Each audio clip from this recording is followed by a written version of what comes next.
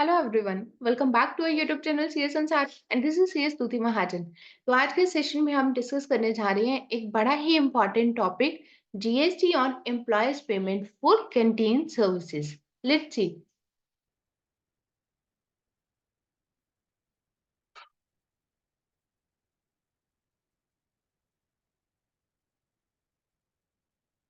Employees payment for canteen services will not attract GST। Gujarat advance ruling से ये order आया। GST for the applicant does not get relied on the amount which shows the portion of canteen charges of the employees collected via the applicant to the canteen service provider। Gujarat Authority for Advanced Rulings articulated। इसके अंदर क्या हुआ कि GST अगर आप कोई amount जो है वो एम्प्लॉय से कलेक्ट करके कैंटीन सर्विस प्रोवाइडर को अमाउंट पे कर रहे हैं तो उस पोर्शन के ऊपर जीएसटी एप्लीकेबल होना चाहिए या नहीं होना चाहिए उसकी बात की जा रही है। The applicant is involved in the production and distribution of mining and construction equipment in India। Applicant का काम क्या था? Production and distribution of mining and construction equipments in India के अंदर with factories and business operations in various locations across the country. They employ over 250 workers, including contract laborers, at their factory and are compliant with the Factories Act of 1948। आपको पता है कि अगर एक limit से ज्यादा आपके पास वर्कर्स हैं तो आपके लिए कैंटीन सर्विस उनके लिए प्रोवाइड करवाना कंपलसरी हो जाता है।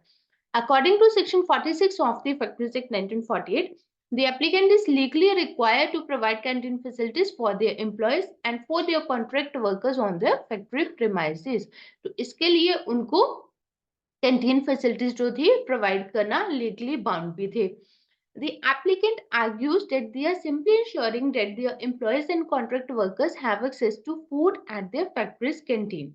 तो एप्लीकेंट का क्या कहना था कि हमने सिर्फ एक कैंटीन सर्विस प्रोवाइड की है क्योंकि एक तो वो उनके फैक्ट्रीज एक्ट के अंदर कंपल्शन है और सेकेंडली ताकि उनके जो भी वर्कर्स हैं वहां पे उनके एम्प्लॉयज हैं या कॉन्ट्रैक्ट वर्कर्स हैं उनको एक्सेस रहे फूड का कि अगर वो अपने फैक्ट्री प्रेमाइसेस के अंदर फूड का एक्सेस करना चाहते हैं तो उनके पास वहां पे फैक्ट्री के अंदर कैंटीन अवेलेबल रहे as mandated by the section 46 of the factories act 1948 जो कि फैक्ट्रीज एक्ट के अंदर भी कहा गया। You only collect a subsidized amount from these individuals to cover the actual expense associated with providing the canteen services without making any profit। तो उस case में वो एम्प्लॉय से सिर्फ सब्सिडाइज्ड अमाउंट ही उनका कलेक्ट करके जो उनका एक्चुअल एक्सपेंस है वही उनकी सैलरी में से डिडक्ट करके एम्प्लॉय से कलेक्ट करके कैंटीन सर्विसेज की पेमेंट करते हैं। The applicant contended this collection from employees and contract workers should not be treated as payment for canteen services provided by them। तो एप्लीकेंट का क्या कहना था इस केस में, जो उन्होंने एम्प्लॉयज या फिर कॉन्ट्रैक्ट वर्कर से उन्होंने जो भी कैंटीन सर्विसेज का पैसा इकट्ठा किया उसके बाद उन्होंने कैंटीन सर्विस वाले को ये वाली पेमेंट कर दी तो उस पोर्शन के ऊपर जीएसटी एप्लीकेबल नहीं होना चाहिए।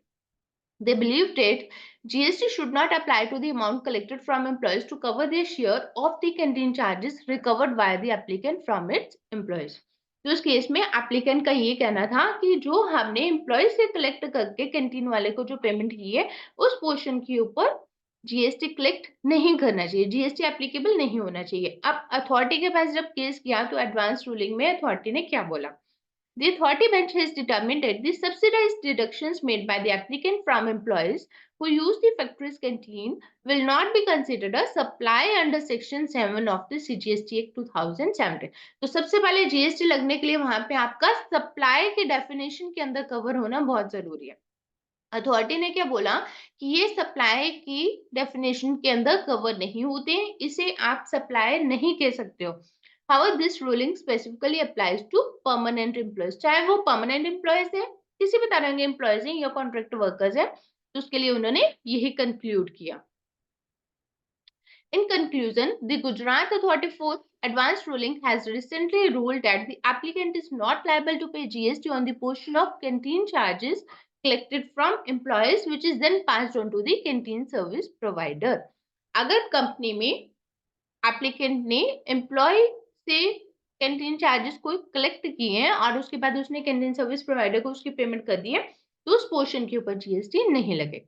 ठीक है, तो समराइज इस केस के अंदर क्या हुआ, एप्लीकेंट का काम था वर्कर्स मैन्युफैक्चरिंग का था काम उसका, उस केस में उसके पास 250 वर्कर्स थे। 250 वर्कर्स होने की वजह से उसे फैक्ट्रीज एक्ट के अंदर भी कैंटीन सर्विस प्रोवाइड करना बहुत जरूरी था। उसने कैंटीन सर्विस प्रोवाइड की।